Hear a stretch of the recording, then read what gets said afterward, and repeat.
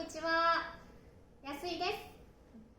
今日のレッスンは、漢字の勉強をしていきたいと思います。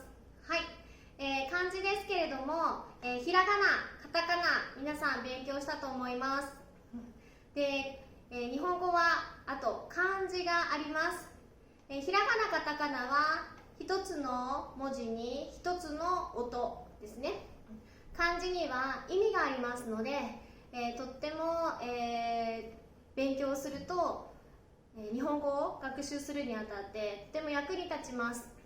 ですので、これから皆さんと漢字を、少しずつですけれども一緒に勉強していきたいと思います。まず漢字を勉強するにあたってですね、ちょっと注意しておきたいことがあります。まず書き方ですけれども、書き方は、左から右、上から下というように書いていきます。例えば私の、名前ですね。名前を書くとこう最初は上から下ですね。これも上から下、左から右、上から下、上から下、左から右ですね、というふうに書きます。これは安井の安とか、ね、読み方は安心の安というふうに読みます。読み方はそれぞれたくさんある漢字もあれば、ね、2つとか3つとかっていうふうに、読み方がありますので、その都度覚えていきましょう。まずは漢字の書き方としては左から右、上から下というふうに書いていきます。で、この様という字をね、今から書いていきたいんですけれども、この様という字、例えば左から右、上から下、そして上から下、こう払います。そして点です。こういうふうにね、まっすぐ左から書くとき、縦にまっすぐ書くとき、あとはこう払います。払いですね。そして点とかね。そしたらこう羽、ここです。羽と言います。羽。こういうふうに、それぞれの、書く線があります。これをちょっと勉強していきたいと思います。さっき言った様という字です。はこう点、払い、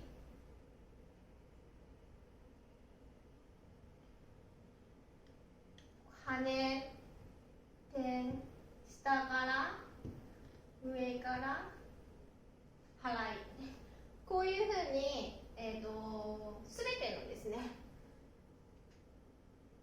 線がここに集約されている。これ様とか、例えば何々さん、何々様ですね。丁寧な言い方、安井様とかね、名前を呼ぶときに使う様という文字になります。ここを、皆さん注意して書いていってもらいたいなと思います。で、最初ですけれども、まず書き順ですね。1番、1ストローク、ね、2番、3番、ね、書き順ということと、書くどっちからどっちに書くかっていうことをしっかり、覚えると、いろいろなパーツがですね、同じところがたくさんパーツが同じですっていうようなのも漢字が出てきます。例えばこの安心の安とかね、ここだけ、この文字だけですね。この文字だけは何という字かって言ったら女という字です。おんなですね。女子の女とかね。こういう似たような漢字があります。例えばここのパーツですね。ここのパーツは何かっていうと、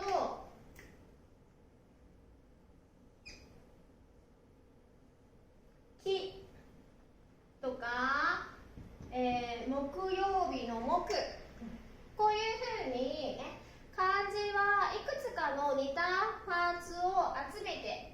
漢字を書くことがありますので、書き順をしっかり学んでいく、そのパーツをしっかり覚えていくことによって、漢字が分かりやすくなります。ですので皆さん頑張ってみてください。じゃあこれから頑張っていきましょう。先ほど漢字には意味があると言いましたけれども、その意味について少し紹介したいと思います。例えば私の名前は安井智美です。安井智美です。漢字で書くと安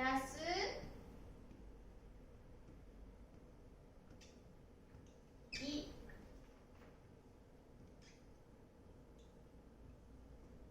智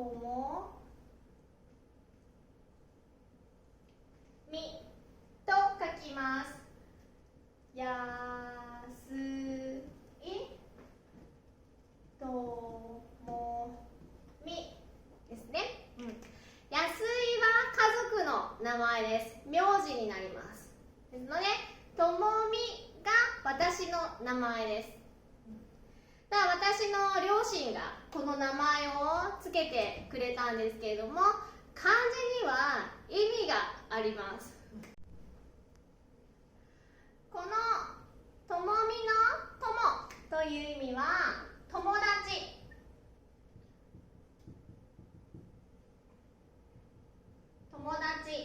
友達は friends という意味があります。そして美ですね。美は